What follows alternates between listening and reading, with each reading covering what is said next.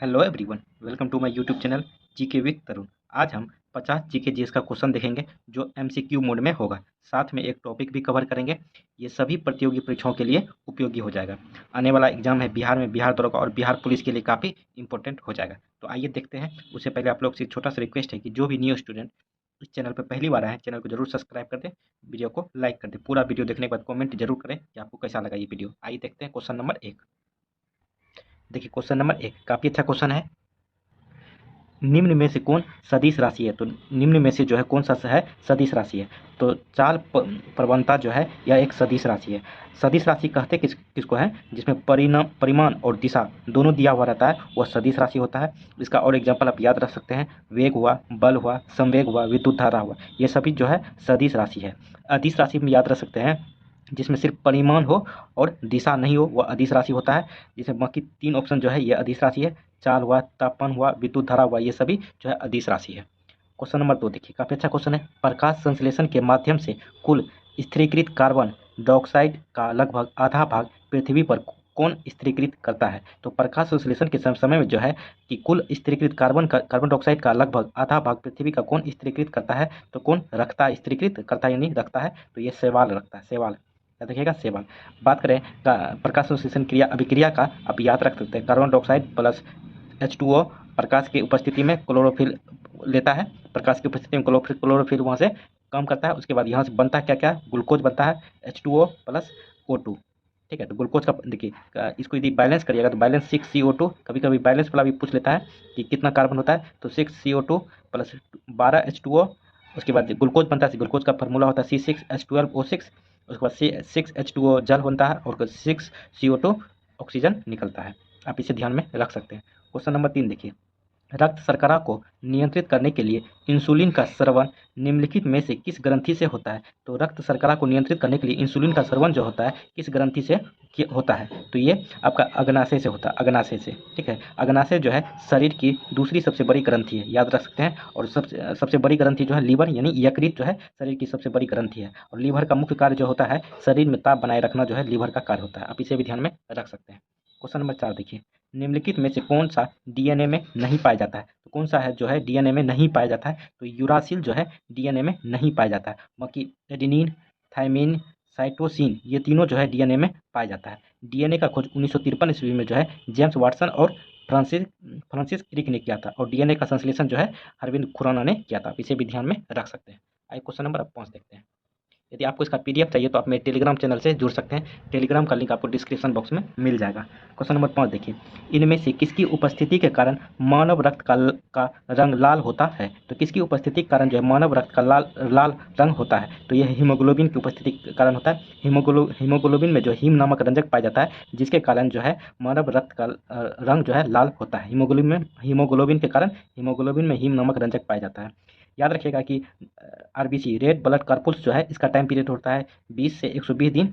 यह शरीर में जो है ऑक्सीजन को पहुंचाता है और कार्बन डाइऑक्साइड को वापस लेता है, आरबीसी का मुख्य कार्य। और डब्ल्यूबीसी का टाइम पीरियड है 2 से 4 दिन। ठीक है, याद रखिएगा डब्ल्यूबीसी का मुख्य कार्य जो है शरीर में रोगों से रक्षा करना, डब्ल्यूबीसी का। और आरबीसी का बताएं शरीर में ऑक्सीजन को पहुंचाना और कार्बन डाइऑक्साइड को वापस लेना। इसका टाइम पीरियड है 20 से 120 दिन और डब्ल्यूबीसी का 2 से 4 दिन। उसके बाद याद रखिएगा प्लेटलेट्स जब कमी होता है तो डेंगू ज्वार के कारण जो है मानव शरीर में इसकी कमी होती है। प्लेटलेट्स की कमी जो है डेंगू ज्वार जब होता है तो इसमें प्लेटलेट्स की कमी हो जाती है। क्वेश्चन नंबर 6 देखिए, सिंधु घाटी सभ्यता के अंतर्गत प्राप्त लिपि लिखी जाती है। तो सिंधु घाटी सभ्यता सबसे पहले इसमें चित्रात्मक लिपि होती थी चित्रात्मक। ठीक है, सिंधु घाटी सभ्यता में जो है चित्रात्मक लिपि थी। तो इसमें कहा जा रहा है कि पूछा जा रहा है कि सिंधु घाटी सभ्यता के अंतर्गत प्राप्त लिपि लिखी जाती थी। जो प्राप्त लिपि हुआ है तो वह कैसी लिखी जाती थी? तो वह पहली पंक्ति दाईं से बाईं, पहली पंक्ति जो है दाईं से बाईं और दूसरी पंक्ति जो है बाईं से दाईं की ओर लिखी जाती थी। ठीक है, तो इसको ध्यान में रख सकते हैं। क्वेश्चन नंबर 7 देखिए, काफ़ी अच्छा क्वेश्चन है। देखिए, प्रथम बौद्ध संगति के अध्यक्ष कौन थे? तो प्रथम बौद्ध संगति के अध्यक्ष जो है ये महाकश्यप थे। याद रखिएगा, महाकश्यप प्रथम बौद्ध संगति के अध्यक्ष थे। महाकश्यप प्रथम बौद्ध संगति के अध्यक्ष थे। ये कहाँ पे हुआ था? राजगिरी में हुआ था, अजातशत्रु के शासनकाल में 483 बीसी में। प्रथम बौद्ध संगति 483 बीसी में राजगिरी में अजातशत्रु के टाइम पीरियड में अध्यक्षता जो है महाकश्यप ने किया था। उसके बाद दूसरा बौद्ध संगति जो है ये आपका सेकंड बौद्ध संगति 383 बीसी में हुआ था, वैशाली में हुआ था, कालाशोक के शासनकाल में। इसका अध्यक्षता जो है सवाकमी ने किया था। उसके बाद याद रखिएगा चौथा तीसरा बोध संगति जो है पाटलिपुत्र में हुआ था 255 बीसी में अशोक के शासनकाल में। अध्यक्ष जो है मेगालीपुत्र तीसरे ने किया था। और चौथा बोध संगति जो है चौथी बोध संगति जो वसुमित्र की अध्यक्षता में कुंडलवन कश्मीर में हुआ था कनिष्क के शासनकाल में प्रथम शताब्दी में। और उसके बाद ये वसुमित्र अध्यक्ष थे चौथे बोध संगति के, और उपाध्यक्ष जो थे अश्वघोष थे। आप इसे भी ध्यान में रख सकते हैं। क्वेश्चन नंबर 8 देखिए, निम्न में से कौन एक प्राकृतिक बंदरगाह नहीं है? कौन सा एक जो है प्राकृतिक बंदरगाह नहीं है? तो चेन्नई बंदरगाह जो है ये प्राकृतिक बंदरगाह नहीं है। बाकी मुंबई, कोचीन और विशाखापट्टनम ये तीनों जो है प्राकृतिक बंदरगाह, चेन्नई जो है प्राकृतिक बंदरगाह नहीं है। क्वेश्चन नंबर 9 देखिए, काफ़ी अच्छा क्वेश्चन है। घेरे की नीति या प्रकोष्ठ सुरक्षा प्रकोष्ठ की नीति का जनक माना जाता है। तो घेरे की नीति या सुरक्षा प्रकोष्ठ नीति का जनक माना जाता है, तो ये वारेन हेस्टिंग को जाना जाता है। वारेन हेस्टिंग का टाइम पीरियड जो है 1774 से थोड़ा सा ऊपर कर लेते हैं, नहीं दिख रहा होगा आप लोग को, सॉरी। देखिए 1774 से 85 ईस्वी के बीच में हुआ था। इसी के समय में जो है इसी के समय में बोर्ड ऑफ रेवेन्यू की भी स्थापना की गई थी वारेन हेस्टिंग के ही समय। और इसी के समय जो है घेरे की नीति या सुरक्षा प्रकोष्ठ की नीति का जनक माना जाता है वारेन हेस्टिंग को। क्वेश्चन नंबर 10 देखिए, वामपंथी विचारों पर आधारित फॉरवर्ड ब्लॉक ब्लॉक की स्थापना कब कब हुई थी? तो वामपंथी विचारों पर आधारित फॉरवर्ड ब्लॉक की स्थापना जो है सुभाष चंद्र बोस ने की थी। तो कब स्थापना की गई थी? 1939 ईस्वी में स्थापना की गई थी। डेट याद रखिएगा, 3 मई 1939 ईस्वी में जो है सुभाष चंद्र बोस ने फॉरवर्ड ब्लॉक की स्थापना की थी। आइए क्वेश्चन नंबर 11 देखते हैं। यदि आप लोग को वीडियो अच्छा लग रहा है तो चैनल को जरूर सब्सक्राइब कर दें। क्वेश्चन नंबर 10 देख लिए। क्वेश्चन नंबर आइए 11 देखते हैं। देखिए, विश्व में मछली उत्पादन की दृष्टि से महत्वपूर्ण ग्राउंड बैंक निम्नलिखित में से किस क्षेत्र में स्थित है? तो मछली उत्पादन की दृष्टि से जो है महत्वपूर्ण ग्राउंड बैंक निम्नलिखित में किस क्षेत्र में उपस्थित? ग्राउंड बैंक जो किस क्षेत्र में उपस्थित है? तो ये अटलांटिक महासागर का उत्तरी पश्चिमी क्षेत्र में जो है ग्राउंड बैंक जो है स्थित है। इस क्षेत्र में स्थित है। तो अटलांटिक महासागर का उत्तरी पश्चिमी क्षेत्र में। ठीक है। क्वेश्चन नंबर 12 देखिए, काफ़ी अच्छा क्वेश्चन है। देखिए, सूची 1 को सूची 2 से मिलान करना। इधर है शीतोष्ण कटिबंधीय घास, इधर है देश है। देखिए, कैंटरबरी कैंटरबरी जो है ये आपको पाया जाता है न्यूजीलैंड में। याद रखिएगा, कैंटरबरी न्यूजीलैंड में। तो एक का 3 हो गया। उसके बाद है पूछताछ जो है आपका हंगरी में पाया जाता है। तो बी का 2 हो गया। उसके बाद वेल्ड काफ़ी बार हम बताए हुए थे। वेल्ड जो है आपका दक्षिण अफ्रीका में पाया जाता है। तो सी का 4 हो गया। उसके बाद पंपास जो है अर्जेंटीना में पाया जाता है। तो 3 2 4 1 जिसमें होगा ऑप्शन नंबर बी में है 3 2 4 1। तो ये राइट आंसर हो जाएगा। जब आपको पीडीएफ मिलेगा तो एक बार आप ध्यान से इसको देख लीजिएगा। क्वेश्चन नंबर अब 13 देखते हैं। देखिए क्वेश्चन नंबर 13, वंदे मातरम किस राष्ट्रीय आंदोलन का मुख्य गीत था? तो काफ़ी बार बताए हुए थे। वंदे मातरम जो है स्वदेशी आंदोलन का जो है एक राष्ट्रीय गीत था। ये स्वदेशी आंदोलन की शुरुआत जो है 7 अगस्त 1905 ईस्वी में बंगाल विभाजन के समय में किया हुआ था। उसके बाद याद रखिएगा, सविनय अवज्ञा आंदोलन की शुरुआत जो है 12 मार्च 1930 ईस्वी को। उसके बाद भारत छोड़ो आंदोलन की शुरुआत 8 अगस्त 1942 ईस्वी को। असहयोग आंदोलन की शुरुआत जो है 1 अगस्त 1920 ईस्वी को। स्वदेशी आंदोलन की शुरुआत 7 अगस्त 1905 ईस्वी को हुआ था। इसी समय सभी स्वदेशी आंदोलन के समय ही वंदे मातरम को राष्ट्रीय गीत के मुख्य रूप से गीत गाया गया था। क्वेश्चन नंबर 14 देखिए, माउंटबेटन योजना के अंतर्गत कब पहली बार भारत विभाजन एवं पाकिस्तान निर्माण को स्वीकार किया गया था? तो माउंटबेटन योजना जब लाया गया था, इन्होंने लाया था, तो भारत विभाजन यानी भारत और पाकिस्तान का निर्माण स्वीकार किया था किस डेट में? तो 3 जून 1947 ईस्वी को लॉर्ड माउंटबेटन ने भारत और पाकिस्तान के बंटवारे की बात कही थी और एक योजना लाया गया था माउंटबेटन की तरफ से 3 जून 1947 में, जिसमें भारत और पाकिस्तान का विभाजन को स्वीकारा था।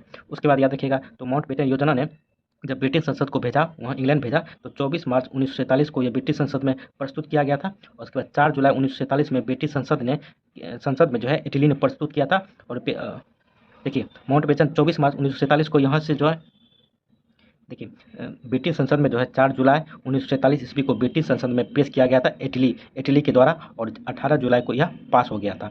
पास होने के बाद भारत और पाकिस्तान का विभाजन स्वीकार कर लिया गया। उसके बाद माउंटबेटन जो है भारत का वायसराय बना था। 24 मार्च 1947 में भारत में वायसराय यदि गवर्नर जनरल बन के आया हुआ था। अब इसे ध्यान में रख सकते हैं। क्वेश्चन नंबर 15 देखिए, निम्नलिखित में से कौन संसद के किसी भी सदन का सदस्य नहीं होता और न ही वह संसद में बैठता है, लेकिन वह संसद का अभिन्न अंग होता है? तो अभिन्न अंग जो है संसद का जो है राष्ट्रपति होता है। ठीक है। तो संसद का 3 सदन होता है, लोकसभा, राज्यसभा और राष्ट्रपति। ठीक है। और यदि भाग पूछा जाएगा तो 2 भाग है, राज्यसभा और लोकसभा। तो ये राष्ट्रपति इसका राइट आंसर हो जाएगा। राष्ट्रपति के पद के बारे में आर्टिकल 52 में दिया गया है कि आर्टिकल 52 में दिया गया है कि भारत का एक राष्ट्रपति होगा। उपराष्ट्रपति की चर्चा आर्टिकल 63 में किया गया है। महान्यायवादी की चर्चा जो आर्टिकल 76 में किया गया है। आप इसे भी ध्यान में रख सकते हैं।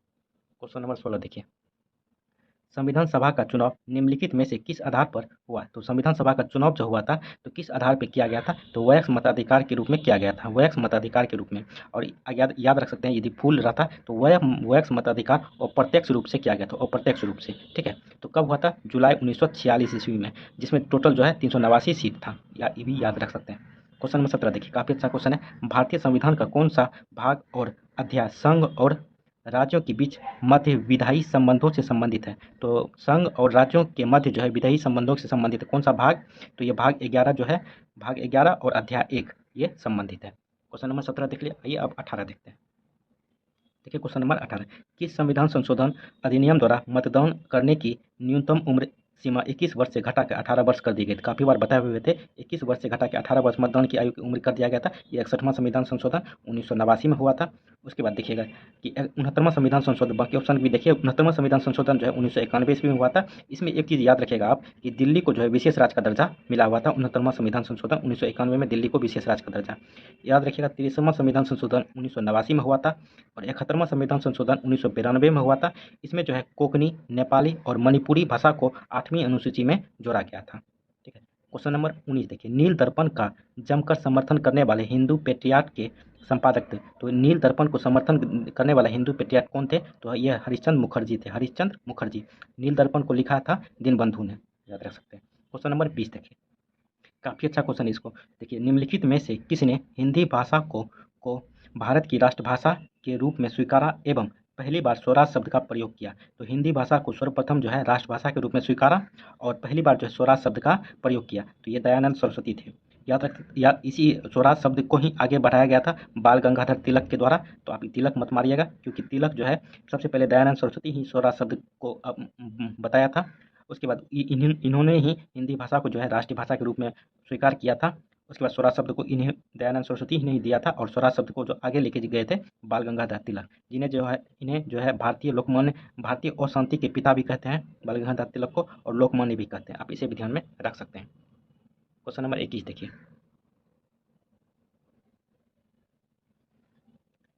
श्रम गहन उद्योग वह है? तो श्रम गहन उद्योग जो है कौन सा है? तो ये अधिक श्रमिकों की आवश्यकता होती है, उसे जो है श्रम गहन उद्योग कहा जाता है। अधिक श्रमिकों की आवश्यकता होती है। क्वेश्चन नंबर 22 देखिए, निर्धनता का दुचक्र की अवधारणा निम्न में से किसके द्वारा दी गई थी? तो ये रेगन नर्स के द्वारा जो है निर्धनता का दुष्चक्र की अवधारणा रेगन नर्स के द्वारा दिया गया था। क्वेश्चन नंबर 23 देखिए, काफ़ी अच्छा क्वेश्चन है। वेदयत्री कहा जाता है, तो वेदयत्री जो है किसे कहा जाता है? तो यह ऋग्वेद, सामवेद, यजुर्वेद को जो है वेदयत्री कहा जाता है, क्योंकि जो है यही जब यह प्रस्तुत किया गया था तो यही 3 वेद उस टाइम थे, तो इसी तीनों वेद को जो है वेदत्रीय कहा जाता है। ऋग्वेद, सामवेद, यजुर्वेद। अथर्ववेद जो है सभी वेदों में सबसे छोटा वेद है, याद रख सकते हैं। क्वेश्चन नंबर 24 देखिए, डैश मुद्रास्फीति तथा बेरोजगारी के संबंधों को दर्शाता है? तो कौन जो है मुद्रास्फीति और तथा बेरोजगारी के संबंधों को दर्शाता है? तो ये फिलिप वक्र जो है मुद्रास्फीति और बेरोजगारी के संबंधों में संबंधों को दर्शाता है। आप याद रख सकते हैं लोरेंज वक्र। लोरेंज वक्र क्या दर्शाता है? तो ये आय वितरण को दर्शाता है। आय के वितरण को जो है लोरेंज वक्र दर्शाता है। कुजेट्स वक्र ये जो है जब कोई देश विकास करता है तो बाजार के ताकतों में जो असमानता होती है, तो ये कुजरेट्स वक्र इसे दर्शाता है।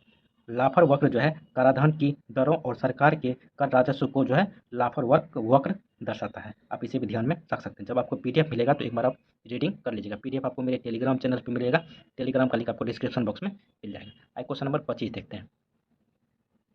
देखिए क्वेश्चन नंबर 25, बुग्याल तथा पायर घास के मैदान किस प्रदेश में पाए जाते हैं? तो बुग्याल और पायर घास का मैदान जो है कहाँ पे पाया जाता है? तो ये उत्तराखंड में पाया जाता है। याद रखिएगा उत्तराखंड, बुग्याल और पायर घास का मैदान जो है उत्तराखंड में पाया जाता है।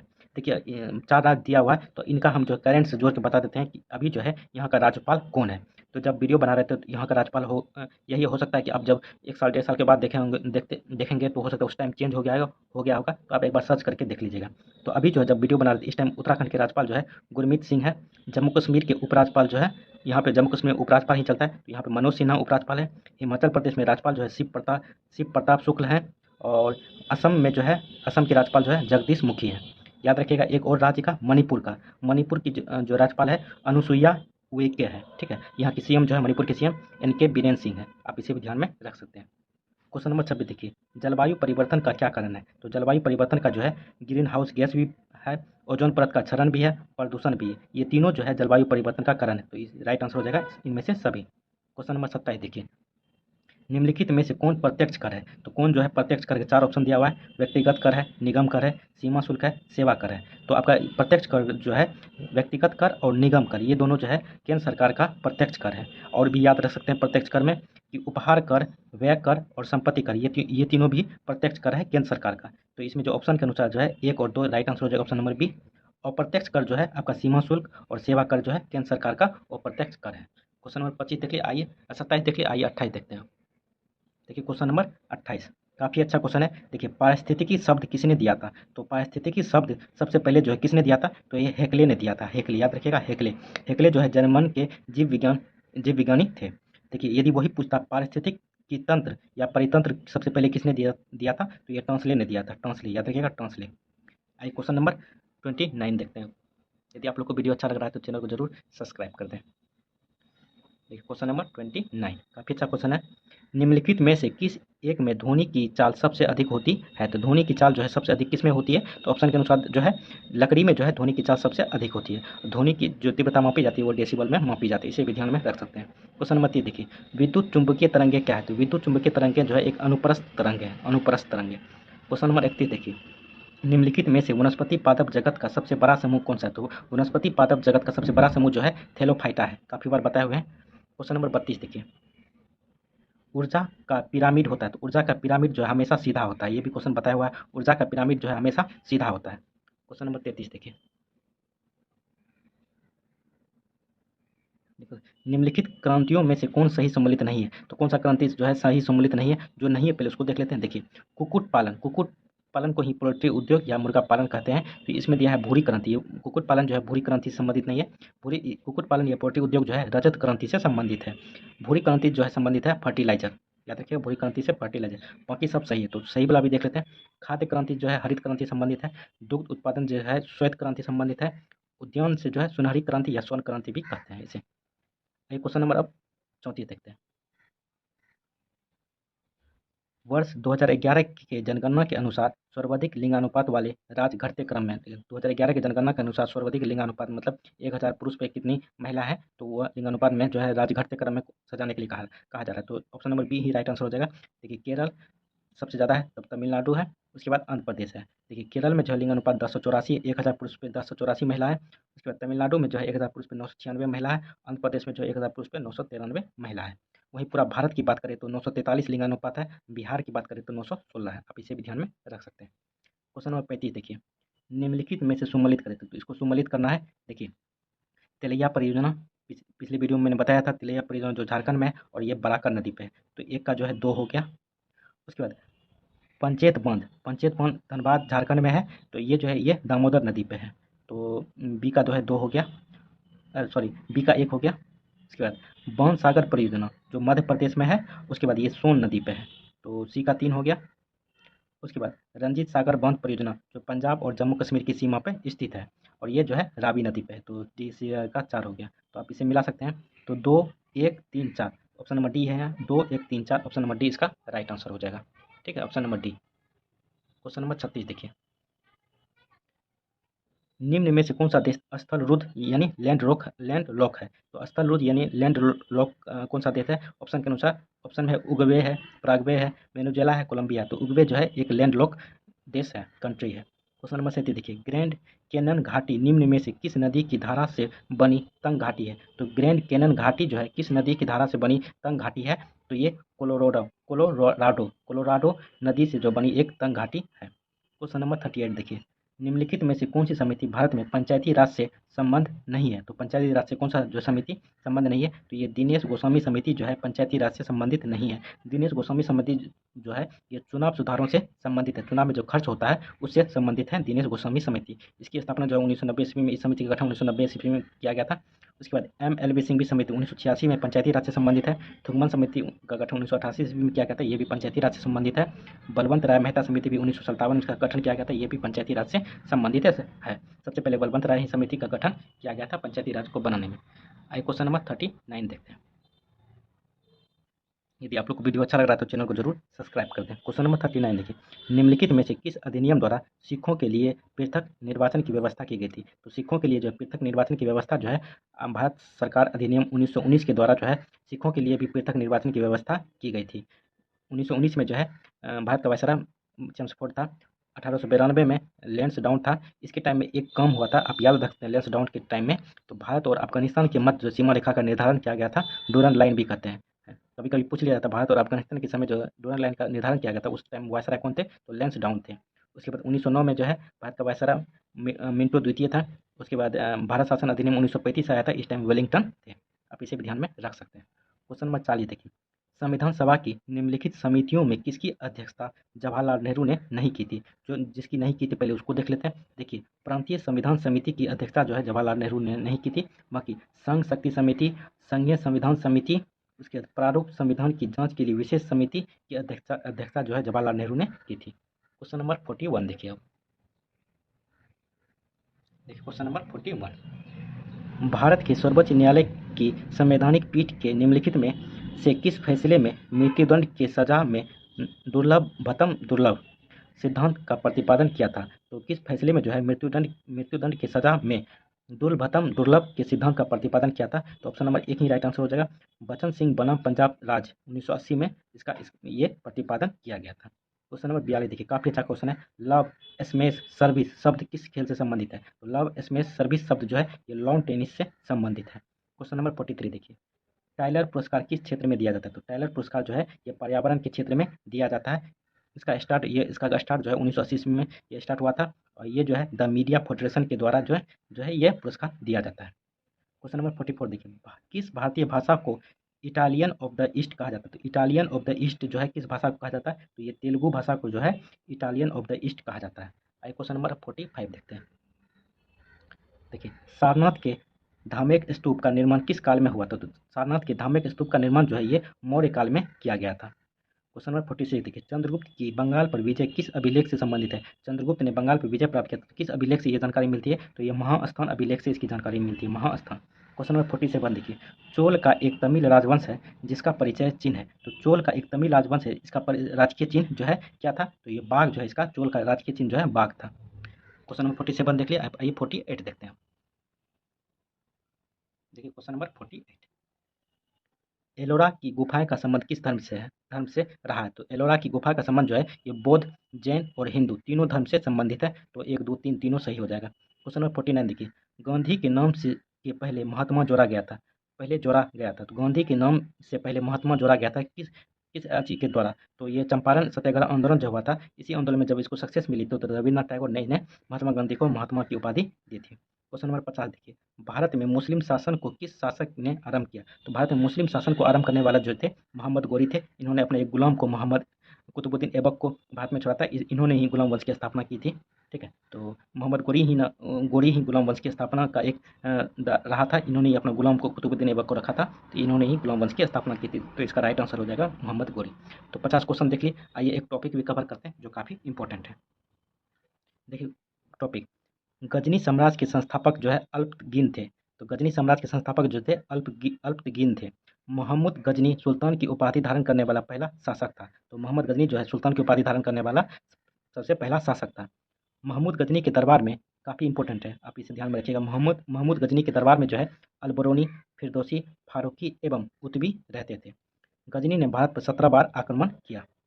इसने पहला आक्रमण 1000 ईस्वी में, अंतिम आक्रमण जो है 1027 ईस्वी में किया था, और 1025 ईस्वी में जो है सोमनाथ पे आक्रमण किया था। जिस टाइम आक्रमण किया था ये सौराष्ट्र में पड़ता था, सौराष्ट्र, ठीक है, अभी गुजरात में पड़ता है। क्वेश्चन नंबर आगे देखिए, मोहम्मद गोरी ने भारत का पहला आक्रमण किया था 1175 ईस्वी में। मोहम्मद गोरी ने पहला आक्रमण जो है 1175 ईस्वी में किया था। इसने दूसरा आक्रमण 1178 ईस्वी में पाटन यानी गुजरात में पड़ता है। इस समय जिस टाइम किया था उस टाइम जो है वहाँ के राजा के शासक जो है भीम द्वितीय था। मोहम्मद गोरी के द्वारा कुछ लड़ाइयाँ लड़ी गई थी, उसे भी आप रख सकते हैं। देखिए, तराइन का प्रथम युद्ध जो है 1191 ईस्वी में हुआ था, गोरी और पृथ्वीराज चौहान के बीच में, जिसमें चौहान की जीत हुई थी। तराइन की द्वितीय युद्ध 1192 ईस्वी में हुआ था, जिसमें गोरी और पृथ्वीराज चौहान के बीच में, और गोरी इसमें विजय हुआ था। चंदावर का युद्ध 1194 ईस्वी में हुआ था, गोरी एवं जयचंद के बीच में, जिसमें गोरी विजय हुआ था। कुछ अभिलेख है और किस शासक से संबंधित है, इसे भी आप ध्यान में रख सकते हैं। देखिए हाथी गुफा अभिलेख जो है ये कलिंग नरेश खारवेल से संबंधित है। हाथी गुफा अभिलेख कलिंग नरेश खारवेल से। जूनागढ़ अभिलेख जो है रुद्रदामन से संबंधित है। ऐहोल अभिलेख जो है पुलकेशन द्वितीय से संबंधित है। उसके बाद मंदसौर अभिलेख जो है नरेश यशोवर्मन से संबंधित है। उसके बाद नासिक अभिलेख जो है गौतमी बलश्री से संबंधित है। भीतरी अभिलेख जो है स्कंदगुप्त से संबंधित है। आप इसे भी ध्यान में रख सकते हैं। यदि आपका इसका पीडीएफ चाहिए तो आप मेरे टेलीग्राम चैनल से जुड़ सकते हैं। टेलीग्राम का लिंक आपको डिस्क्रिप्शन बॉक्स में मिल जाएगा, तो आपको वहाँ पे इसका शेयर कर दिया जाएगा पीडीएफ। कैसा लगा वीडियो कमेंट करके जरूर बताएं। चैनल को भी आप लोग जरूर सब्सक्राइब कर दें, वीडियो को लाइक कर दें। चलिए थैंक यू दोस्तों, जय हिंद।